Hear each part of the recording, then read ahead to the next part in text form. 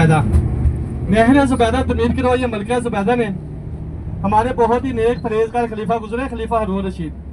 खलीफा हारून रशीद हर साल अपने साथ आते 10 से 12 हज़ार उलमाए किराम को हज के लिए लेके आया करते थे। मलका ज़ुबैदा खलीफा हारून रशीद की वाइफ थी, पत्नी थी। मलका ज़ुबैदा जब यहाँ पे हज करने के लिए आई, मलका ज़ुबैदा ने देखा कि यहाँ पे हजाजी काम के लिए मीठे पानी का इंतजाम नहीं है। यहाँ पे हजारों हजाजी काम शहीद हो चुके मीठा पानी ना होने की वजह से मलका ज़ुबैदा ने फैसला किया कि अपने मुल्क वापस जाके यहाँ पे नहर तमीर करवाई जाएगी। मलका ज़ुबैदा अपने मुल्क वापस गई, कारीगर इंजीनियर इकट्ठे किए और उनको यहाँ पे नहर तमीर करने का हुक्म दिया गया। कारीगर इंजीनियर जब यहाँ पे आए, उन्होंने जगह का मायना किया तो ये टोटल पहाड़ी इलाका था, कोई हैवी मशीनरी का दौर नहीं था। उन्होंने मलका को इतला दी कि मलका यहाँ पे नहर तमीर करना नामुमकिन है, अगर यहाँ पे नहर तमीर होगी तो बहुत महंगी दामों तमीर होगी। मलका के तारीखी जुमले जो किताबों में सुनहरे हरूफ से लिखे गए, मलका ने हुक्म दिया कि यहाँ पे हर सूरत में नहर तमीर होनी चाहिए, बेशक मुझे एक एक खुंदेरगी एक एक ज़रब के बदले एक एक असराफी अदा करनी पड़ी। एक एक असराफी आजकल 1 तोला सोने के बराबर बनती है। कारीगर इंजीनियर यहाँ पे आए, उन्होंने पहाड़ों का सीना चीरते हुए कंदेलों और बेलचों की मदद से यहाँ पे पहाड़ों का सीना चीरते हुए तकरीबन 11 साल के अरसे में नहर तमीर हुई।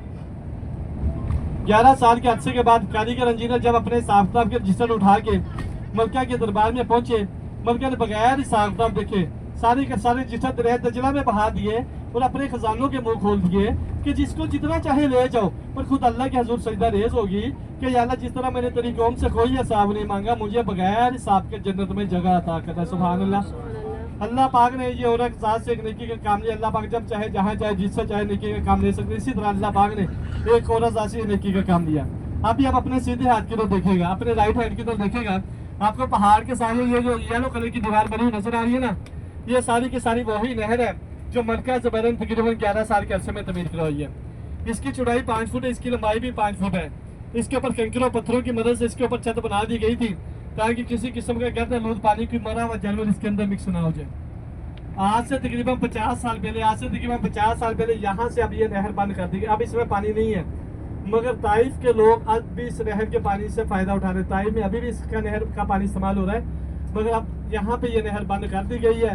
जो मलका ज़ुबैदा सिर्फ और सिर्फ खालसा अल्लाह की रज़ा के लिए नहर बनाई थी। अल्लाह पाक से दुआ कीजिएगा अल्लाह पाक हमें भी इसी तरह सदका खैरात करने की तौफीक अता करे, जो हमारे मरने के बाद हमारे कार्य खैर सवाब का काम करता रहे। अल्लाह पाक मलका ज़ुबैदा की कब्र पे करोड़ों रहमतें नाज़िल फरमाए। ये जो आपको जितनी ये जिगज़ैग टाइप बनी दीवार नजर आ रही है, ये सारी की सारी वही नहर है जो मलका ज़ुबैदा ने तमीर करवाई थी।